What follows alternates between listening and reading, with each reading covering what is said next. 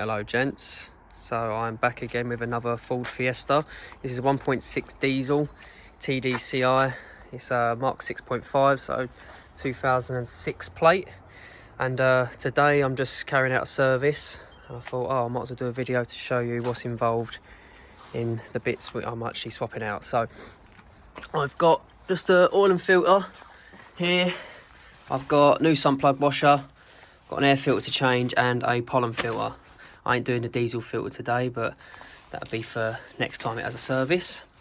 So yeah, I thought, might as well make a video and show you guys what's involved. Anyway, I'm going to start off with doing the pollen filter. See you in a bit. So starting off with doing the pollen filter, I believe it's behind this cover here, so I'm just going to take this trim down here. It's just these little plastic clips. And another one here. You can literally just pull them out of your hands. And then this should just come down like so. I think, move it all the way. I think I can get away with it just pushing it down like that. And it looks like there's just a Phillips little plastic clip there. Oh, just falls out anyway, so it's nice and easy. And then this panel should just pull down. Sounds like stuff's breaking, but it isn't. It's just clips behind there. So the panel's just clipped on. These two clips at the back. Get that out of the way. And the pollen filter is behind this cover here. So that's the one I've got to take down. Looks like it's just held in with a few Torx bits, 4 Torx screws, and that cover should just come out, and hopefully the pollen filter will be behind there. So here I have removed the Torx screws. Cover's just come off. These are a T20 by the way.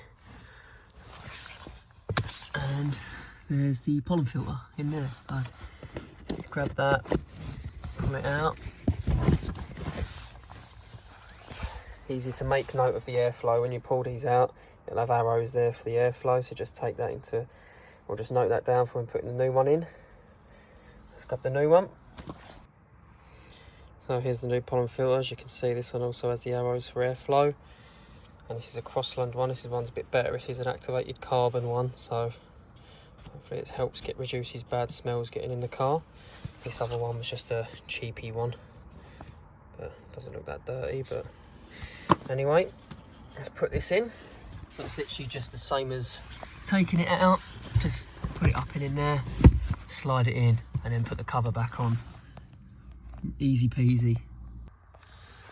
There we go, plastic cover's all back on. Just literally nip these these screws up ever so slightly. You don't need to over tighten these because you just will break the housing. When taking this one off, this one here was already broken, so just be very careful when doing these screws up. We're only going into a weak plastic housing.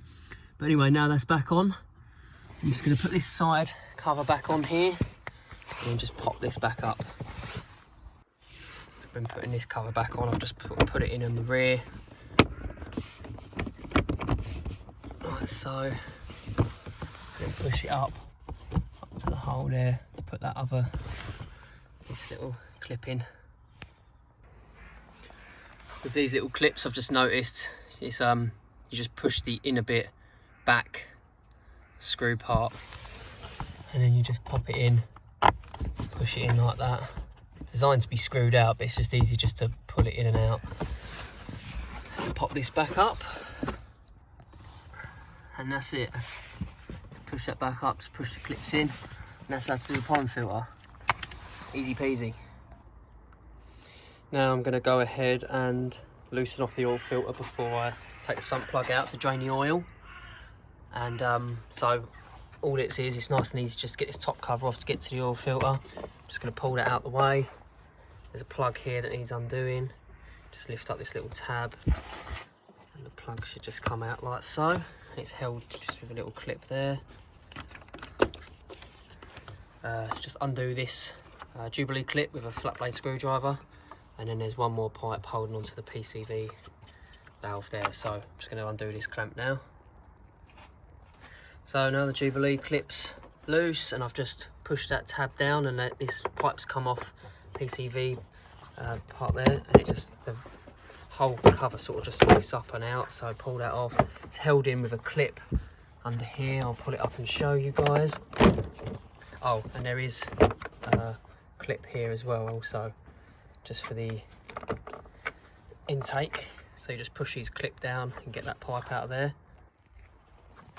So now that's removed from there, the whole lot just lifts up, and that's where I was on about, where the actual whole lot clips onto there.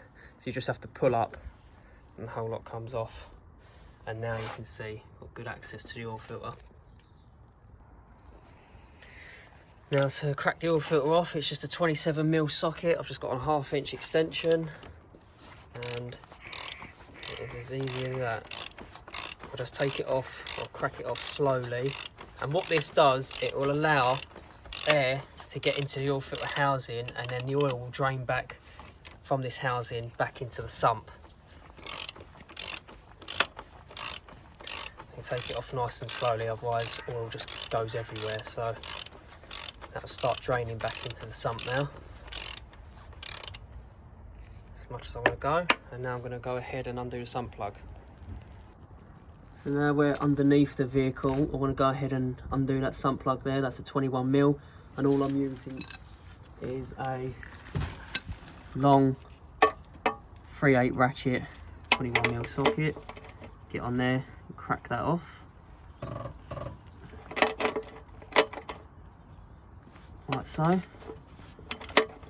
Shouldn't be that tight. Now sump plugs, I've just taken it out and you can see the oil's draining. Now whilst that's draining away, I then can get back on top and undo the oil filter and get that swapped out.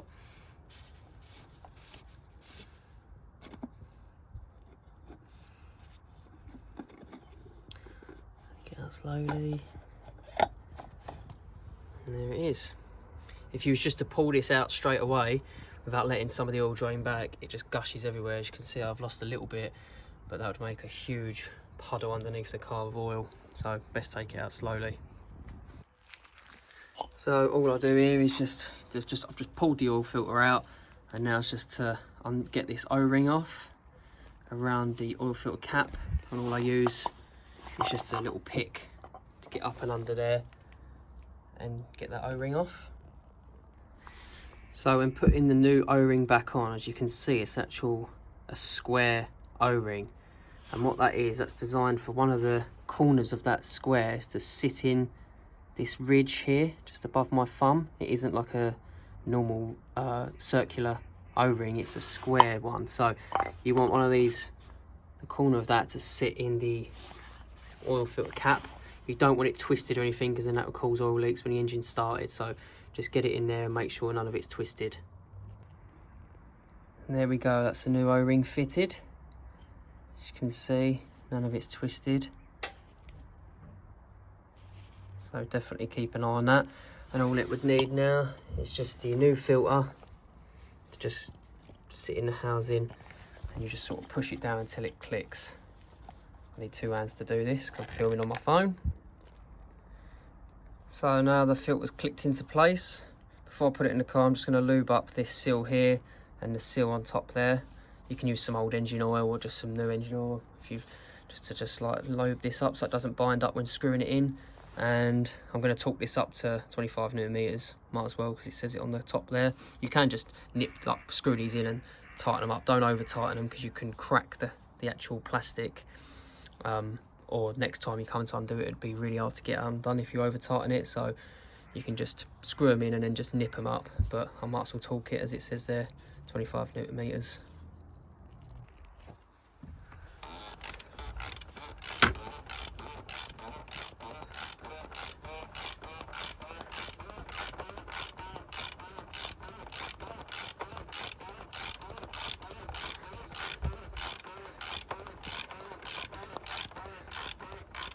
It's gone all the way home now. I'm just going to get my torque wrench and just torque it up to 25Nm. That's it. That's torqued up. And now just to put the sump plug back in. So here's the sump plug. I've just put a new sump plug washer on it. Always do recommend replacing the washer if you can, because it just helps better seal and it also just torques up better. Now, I looked on the internet and I see a torque spec for this sump plug for 34 Newton meters. However, I don't know how reliable that information is. It's on a Haynes website, but it sort of like just covers the whole lot. So I'm going to try and torque it up to 34 and just see how it feels and just go from there. But if you're torquing yours up, do just check and see if you can find some more information on the actual torque spec for this, because that's the only information I could find. I didn't have anything else to back up that torque specification. So I'm just going to thread this into the sump now and then torque it up. Right, so I'm just going ahead and torquing this up to 34 Newton meters.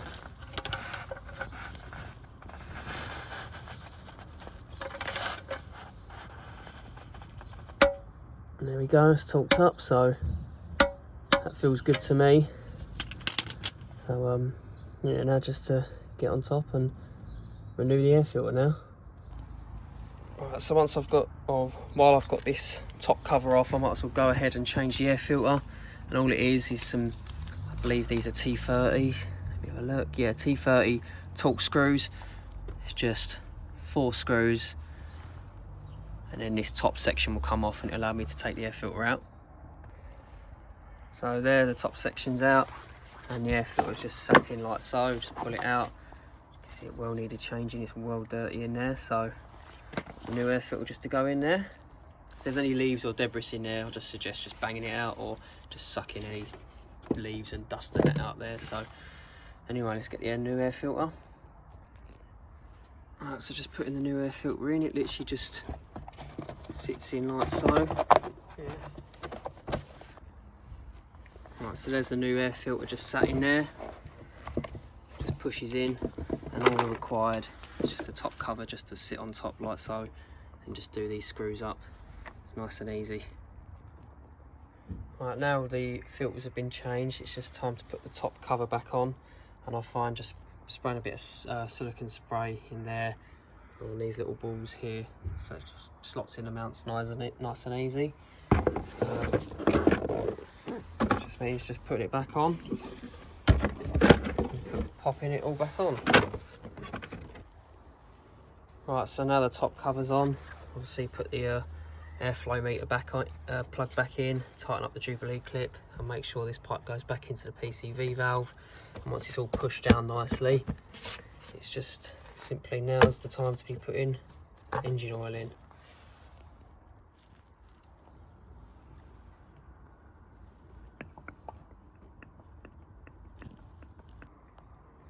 Right, so I've poured in about 3.5 or nearly 4 litres, and it's 3/4 of the way up the stick. So I'm just going to start the engine now just for it to circulate round and fill up the oil filter, and then it will require rechecking.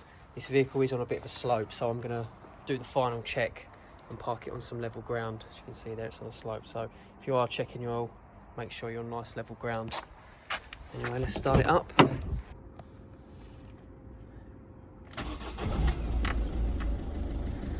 Start it up, as you can see there, the oil light just flickered on and off, so now we know it's got oil pressure, and I'm just going to go around the engine bay and check for any leaks whilst it's running.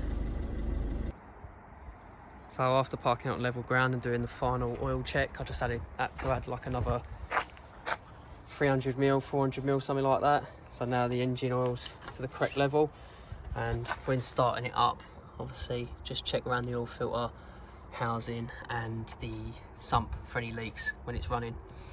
But anyway, that is it, how to do a service on a Mark 6 Ford Fiesta 1.6 TDCI. Hope you enjoyed the video, and I will see you on the next one.